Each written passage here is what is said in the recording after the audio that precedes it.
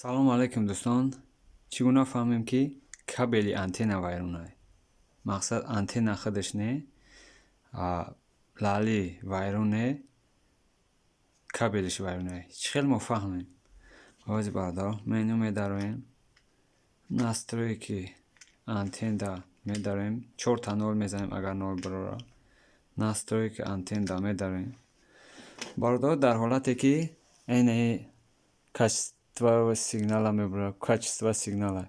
Дар ҳолате ки ҳар душон нол бошад, дар ҳамин ҳолат ҳисоби кабели антенна, кабели лали.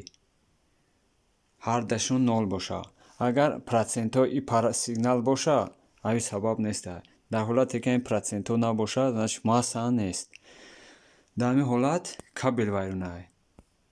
Мисол мо кабела проверка мекунем, кабеле ки антенна омагӣ аст.